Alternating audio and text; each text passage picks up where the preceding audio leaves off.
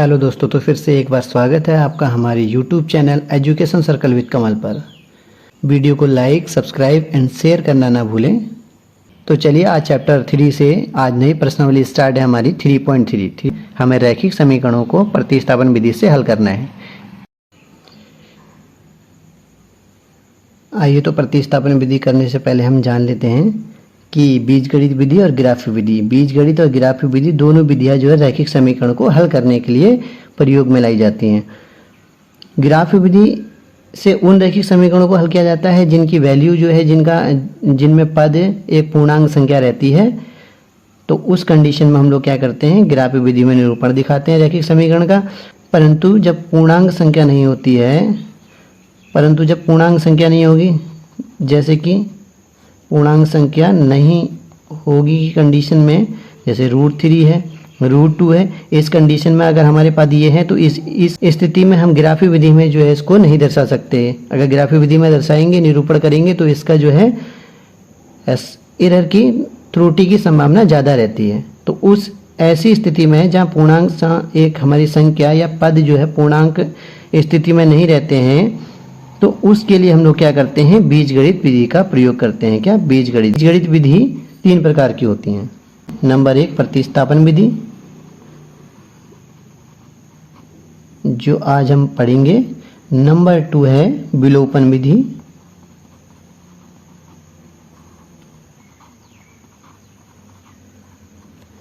Number 3 है वज्र गुणनखंड विधि। वज्र गुणनखंड विधि। हम जो है प्रतिस्थापन विधि करते हैं। क्वेश्चन नंबर फर्स्ट का पहला क्वेश्चन है हमारे पास, इसको इक्वेशन नंबर फर्स्ट मान लेते हैं। ये इक्वेशन नंबर सेकेंड है।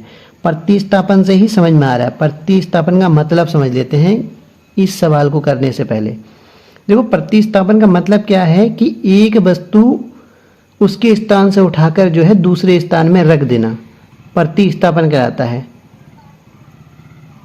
एक वस्तु को उठाकर उसको दूसरे वस्तु के स्थान में रख देना, ये प्रतिस्थापन कराता है। यानी वो क्या कर देता है, अपना स्थान चेंज कर देता है। तो यहाँ पर भी हम ऐसा ही करेंगे। प्रतिस्थापन मतलब एक किसी भी चीज को स्थापित कर देंगे, प्रतिस्थापित कर देंगे। या तुमको x को हम प्रतिस्थापित कर देंगे या y को प्रतिस्थापित कर देंगे। तो प्रतिस्थापन विधि का यही मतलब है। चलिए करते हैं। समीकरण 1 को हल करने पर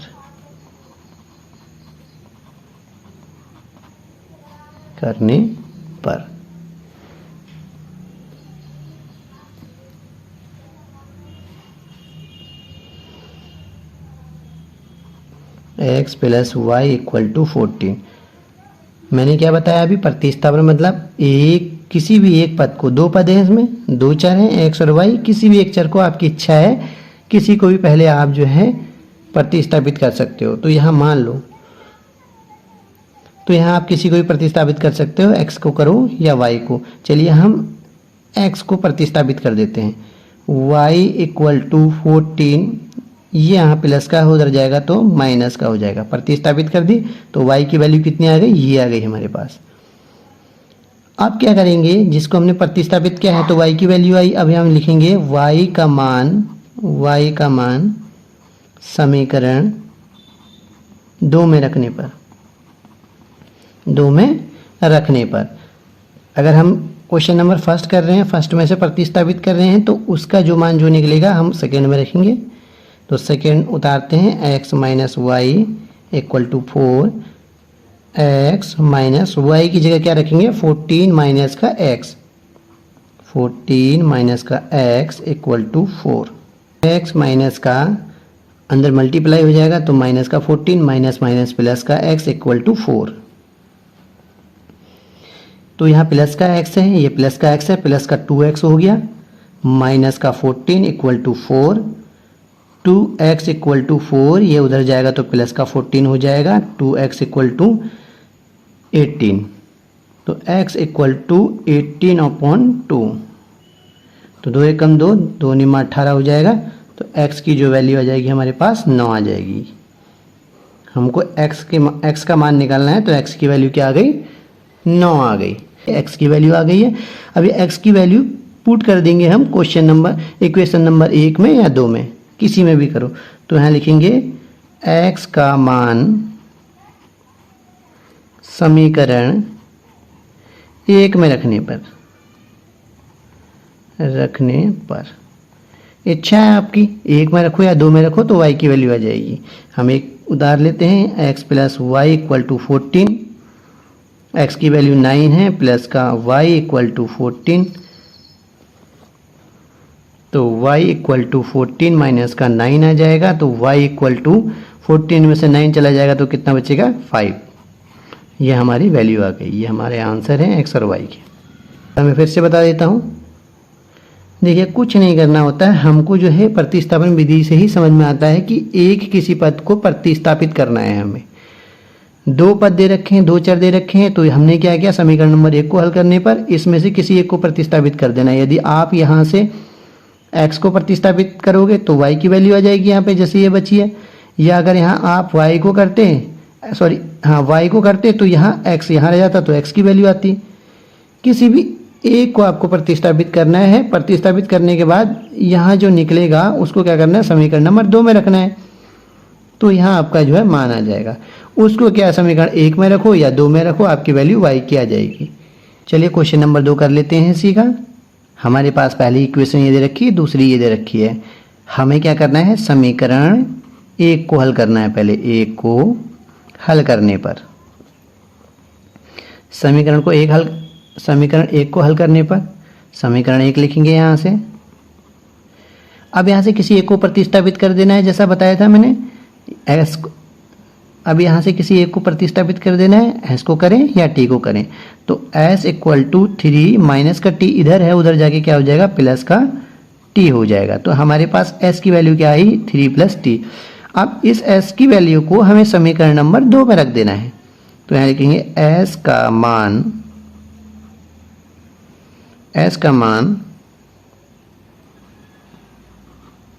समीकरण s का मान समीकरण 2 में रखने पर। अब हमारे पास समीकरण क्या है, s बट्टे 3 प्लस t बट्टे 2 बराबर 6। तो s की जगह में s की वैल्यू रख देनी है, कितनी है, 3 प्लस का t, तो 3 प्लस का t बट्टे 3 प्लस t बट्टे 2 इक्वल टू 6। क्या आ जाएगा हमारे पास, 6 आ जाएगा। 3 दूना 6 यानी 2 बार में जा रहा है, तो 2 की मल्टीप्लाई किससे हो जाएगी, इस पूरे से हो जाएगी, प्लस 2 तिया 6, 3 बार में गया तो 3t इक्वल टू 6। अब हमारे पास क्या होता है यहाँ, अब हम ये खोल लेंगे, प्लस यहाँ से यहाँ मल्टीप्लाई हो जाएगी तो 2t प्लस 3t बट्टे में कितना है, 6 बराबर 6। अब हमें क्या करना है, देखिए प्लस प्लस प्लस हो गया, 3t और 2t कितना हो जाएगा, 5t अपॉन का 6 इक्वल टू 6। यहाँ कुछ नहीं है तो 1 है, क्रॉस मल्टीप्लाई होगी तो 1 से होगी तो यही रहेगा 6, 5t इक्वल टू 6 संख्या कितना हो जाएगा, 36 हो जाएगा। 5t इक्वल टू 36 प्लस का है, उधर जाएगा माइनस का 6 हो जाएगा। 5t इक्वल टू 36 में से 6 गया 30, t इक्वल टू 30 अपॉन का 5 6 जा 30, तो t इक्वल टू कितना आ गया, 6 आ गया हमारे पास। अब जो आ गया है उसकी वैल्यू हमको समीकरण नंबर 2 में रख देनी है। तो यहाँ लिखेंगे t का मान समीकरण 2 में रखने पर, समीकरण नंबर 2 क्या है, s बट्टे यहाँ समीकरण नंबर 2 में रखने की ज़रूरत नहीं है, हम लोग 1 में भी रख सकते हैं या 2 में भी रख सकते हैं। तो समीकरण 1 में रख लेते हैं। 2 में मैं इसलिए नहीं रख रहा हूँ क्योंकि इसको ज़्यादा हल करना पड़ेगा, मुझे एलसीएम लेना पड़ेगा, फिर इसको हल करना पड़ेगा, तो उससे ज़्यादा बेटर है मैं समीकरण नंबर 1 में ही रख दूँ क्योंकि वैल्यू हमारी वही निकलनी है। तो s minus T equal to 3, s minus T की जगह क्या आ जाएगा, 6 आ गया equal to 3, s equal to 3 minus का उधर जाके प्लस का 6 आ जाएगा, तो s इक्वल टू 6 और 3 कितना हो गया, 9। तो हमारी s की वैल्यू आ गई वो 9 आ गई, और जो t की वैल्यू थी वो 6 आ गई। ये आपको ध्यान रखना है। देखिए मैंने ये बोला था कि टी की वैल्यू है जो भी वैल्यू होती है, यहाँ एक्स और वाई था, जो भी वैल्यू आ जाती है आपकी प्राप्त वैल्यू जो है आप इक्वेशन नंबर फर्स्ट में रखो या सेकेंड में रखो, वैल्यू बराबर आती है। अगर मैं सेकेंड में रखता तब भी ना आता, लेकिन आपको अपना क्वेश्चन खुद आसान बनाना है, क्योंकि हम इसमें रखते तो हमको क्या करना पड़ता है, एलसीएम लेना पड़ता, आता है। इससे बढ़िया हमको ये इजी लगी, बनी हुई है पहले से, तो इस समीकरण में रख दिया। तो इसका जो है मैथ्स में आप इन चीज़ों का ध्यान दोगे। चलिए क्वेश्चन नंबर 3 कर लेते हैं। पहला समीकरण हमारे पास ये है। देखिए दूसरे समीकरण से 3 कॉमन निकल रहा है, तो पहले कॉमन निकाल लेते हैं हम लोग। मैथ्स का सबसे बड़ा रूल ये होता है, किसी भी क्वेश्चन में आपका अगर आपको कॉमन मिलता है तो कॉमन निकाल लीजिए, या आपकी कोई संख्या कट रही है तो उसको पहले काट के छोटी बना लीजिए। जब छोटी हो जाएगी तो हमें जो है प्रोसेस में आसानी होगी। अब हम क्या करेंगे, यहाँ से 3 कॉमन ले लेंगे, तो 3 × 9 हो जाएगा। यहाँ x माइनस 3 एकम 3, तो y बचेगा इक्वल टू 9। अब 3x minus Y equal to 9, ये पूरे के गुणा में 3 था, यहाँ के बट्टे में आ जाएगा 3 एकम 3, 3 × 9। अब जो हमारी दूसरी इक्वेशन बन गई है 3x minus Y equal to 3, ये भी इक्वेशन नंबर सेकेंड बन गई है। अब हमारे क्या है, ये क्वेश्चन नंबर फर्स्ट और सेकेंड नहीं, इक्वेशन नंबर फर्स्ट, अब हमारी equation number first and second एक जैसी हो गई, सेम इक्वेशन बन गई है। तो वैसे तो इसकी जो है अपरिमित रूप से अब अनेक हल हो जाएंगे, क्योंकि x की वैल्यू अनेक वैल्यू आ जाएंगी इसकी। तो चलिए करके देख लेते हैं। वैसे करना नहीं होता है हमको, लेकिन फिर भी हम लोग चेक कर लेते हैं। देखिए 3x की जैसे मैंने जो है समीकरण नंबर 1 को हल कर लिया, तो हम समीकरण नंबर 1 उतार लेते हैं। अब 3x इक्वल टू 3, ये माइनस है उधर जाएगा, प्लस का y हो जाएगा, तो x equal to 3 plus Y बट्टे 3, ये हमारे पास क्या हो गई, x की वैल्यू हो गई। अब ये x की वैल्यू समीकरण नंबर 2 में बैठा देनी है।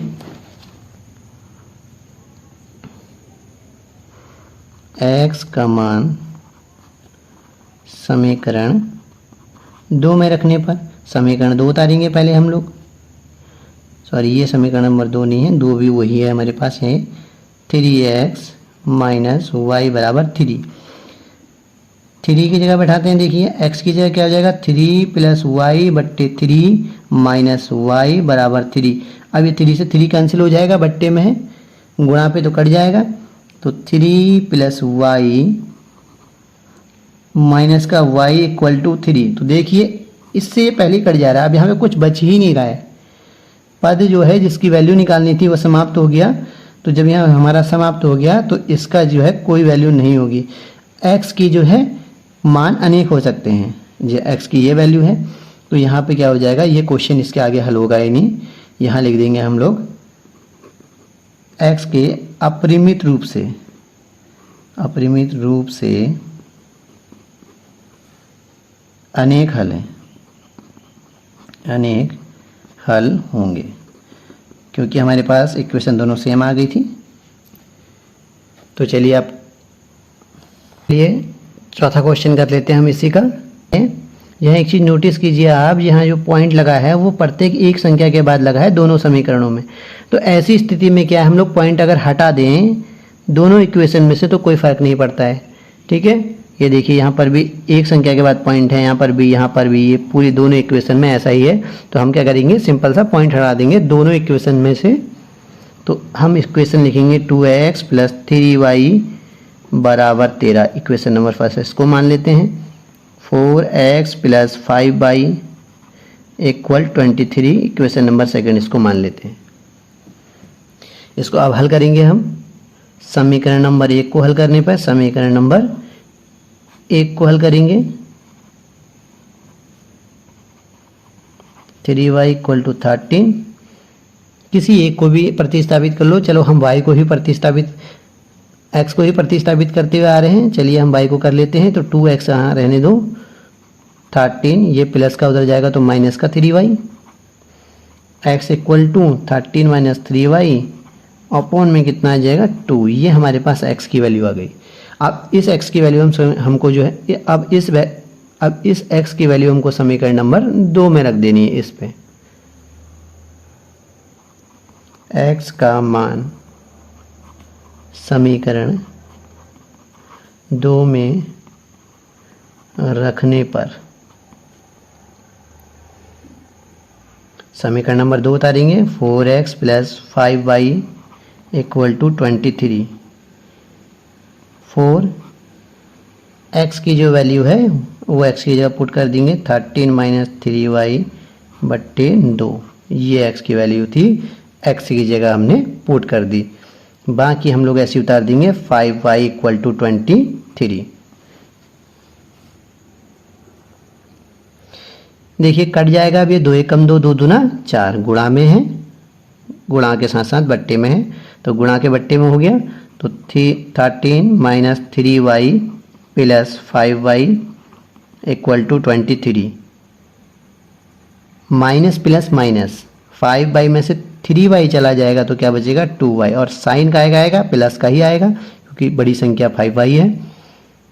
अब हमारे पास ये संख्या बची है 13 की, इसके सामने क्या प्लस है = 23।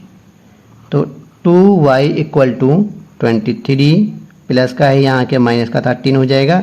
तो 2y = यहाँ कितना बच जाएगा हमारे पास 10। तो y = 10/2, 2 5 जा 10, तो y = हमारे पास कितना बचेगा यहाँ 5। तो हमको एक पद की वैल्यू मिल गई, y की वैल्यू कितनी मिल गई हमको 5 मिल गई। अब इस y की वैल्यू आपको जो है समीकरण नंबर 1 में रख दो या 2 में रख दो, किसी में भी जिसमें आपको सुटेबल लगता है उसमें रख दो, वहाँ से x की वैल्यू आ जाएगी।